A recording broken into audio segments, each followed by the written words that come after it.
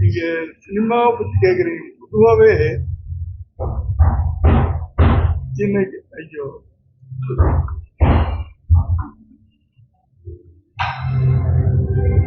ஆண்டாண்டு காலமா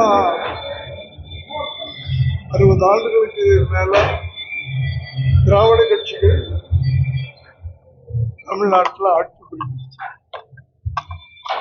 புதுசா யாராவது தமிழக மக்களுக்கும் தமிழ்நாட்டுக்கும்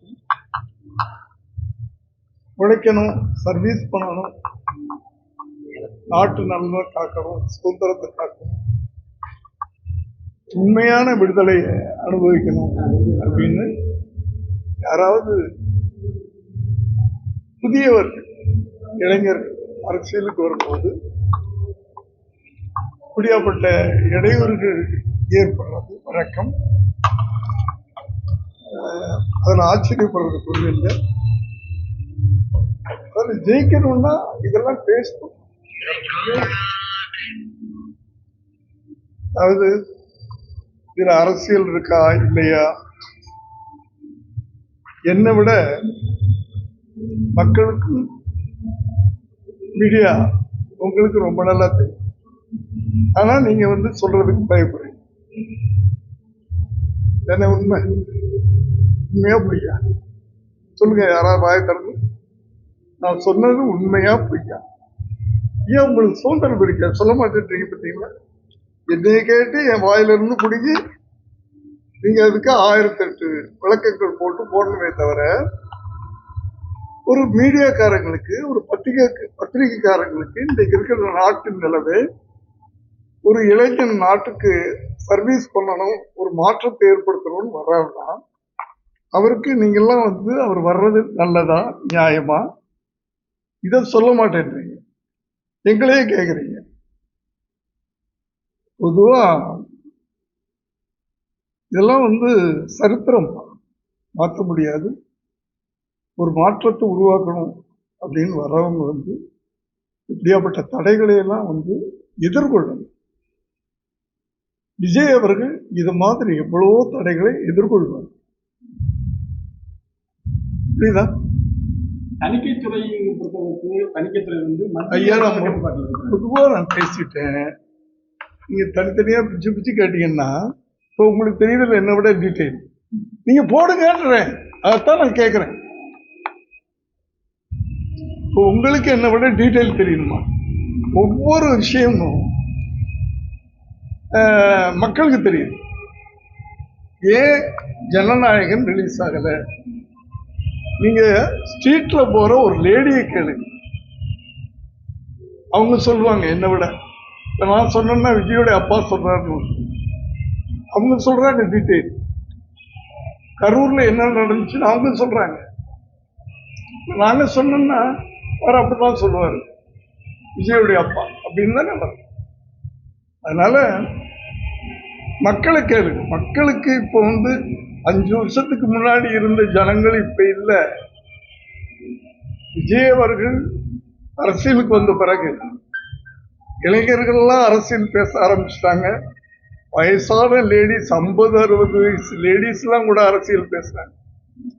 நீ கொடுப்பா, 3000 கொடுக்குறியா, 5000 கொடு, வாங்கிடுவோம், ஆனா ஓட்டு அங்கேதான் போடுவோன்ற.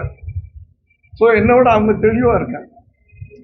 5 வருஷத்துக்கு முன்னாடி இருந்தவங்க தான் பணத்தினால அப்படி பண்ணிடலாம், அப்படி பண்ணிடலாம், விலைக்கு வாங்கிடலாம் அப்படின்னு நினைச்சுக்கிட்டு இருக்கிறாங்க. அது நடக்குது. ஏன்னா மக்கள் ரொம்ப தெளிவா இருக்காங்க. நீங்க தெளிவா இருக்கீங்களா?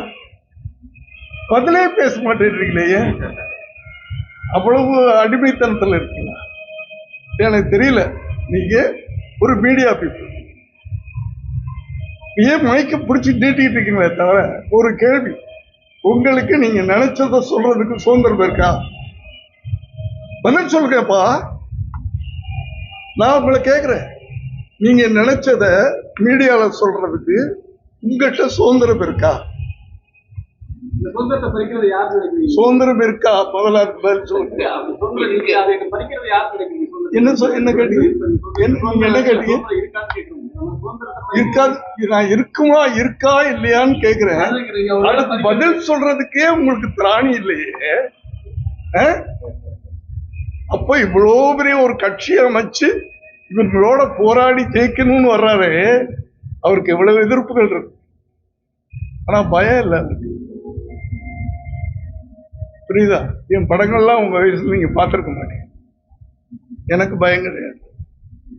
சோ என்னுடைய ரத்தம் தானே. நீங்க பாருங்க, அவ்வளவு சைலண்டா இருக்கீங்களப்பா. இல்ல அது தலைவர் சொல்றப்ப என்ன சொல்லியிருந்தாங்கன்னா, ஆட்சி அதிகாரத்துல வந்து கண்டிப்பா நாங்க பங்கு கொடுப்போம் அப்படின்னு சொல்லி போட்டது ஒரு.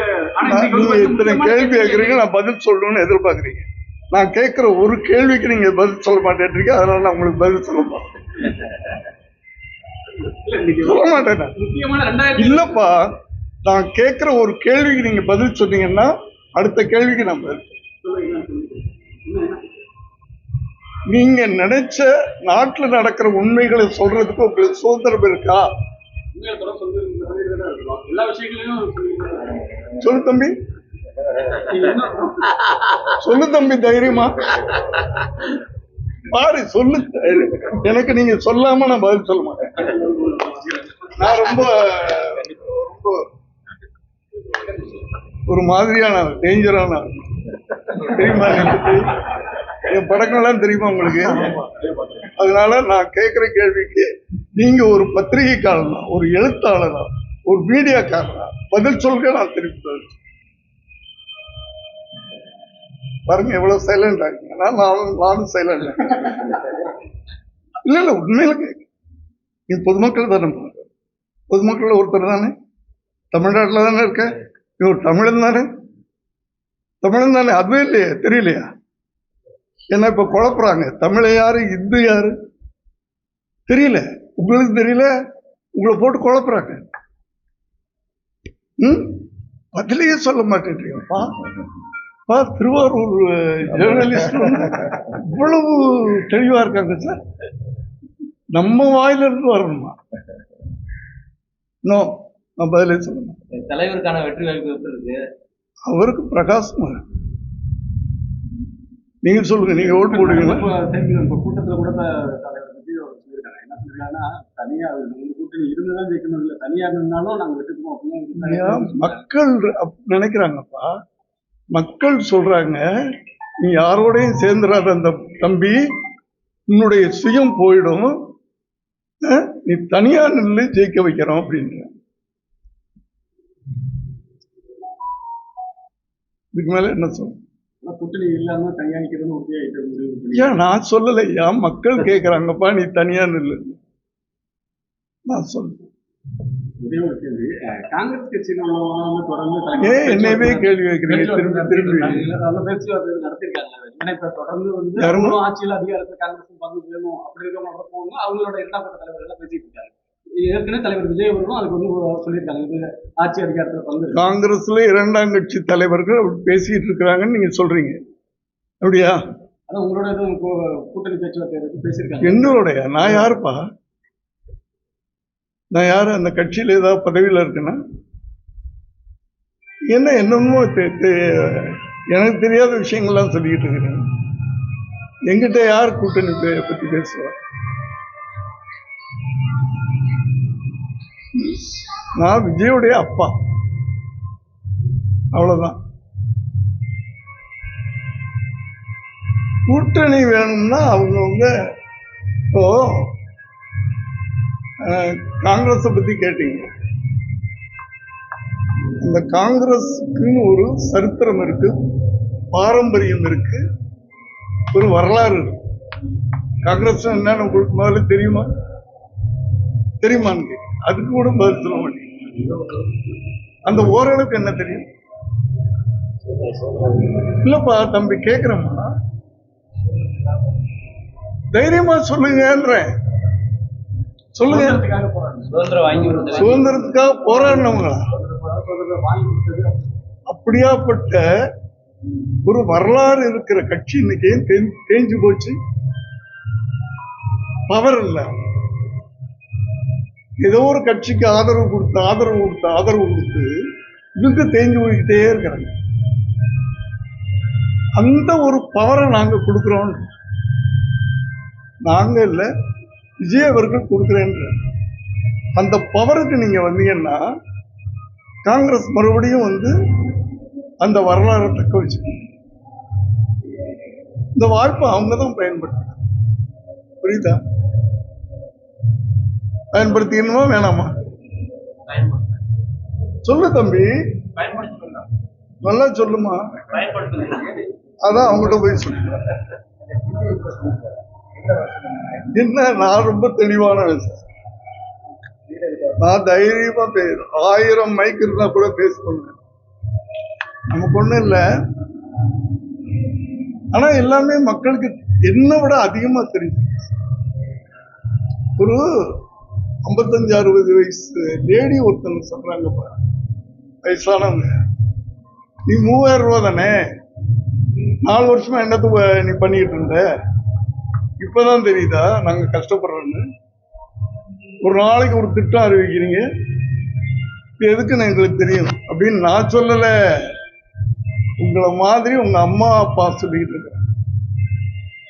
நல்லா புரிஞ்சுக்க, நான் சொல்ல. நீங்க என்ன பண்ணுவீங்க? நான் சொன்னதை சொல்லுவீங்க. இந்த எனக்கு சொன்னது உண்மை தானே.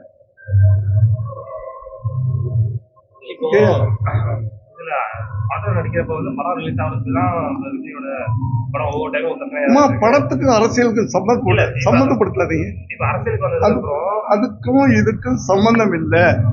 அவர் இப்ப நடிகர் இல்லை, ஒரு அரசியலுக்கு வந்து 2 வருஷம் ஆச்சு. படத்தை பத்தி அவர் கவலை பண்ணல, படத்தை பத்தி அவர் பிளாக்மெயில் பண்ணலான்னு நடக்குது.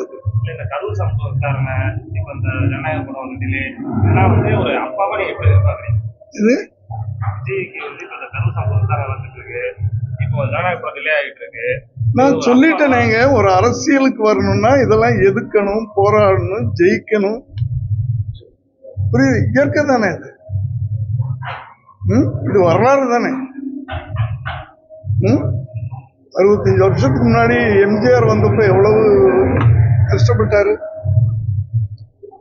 இல்லையா? கஷ்டப்பட்டு தான் இந்த வெற்றி கணியை பறிச்சாரு. அதை போல கஷ்டப்படாம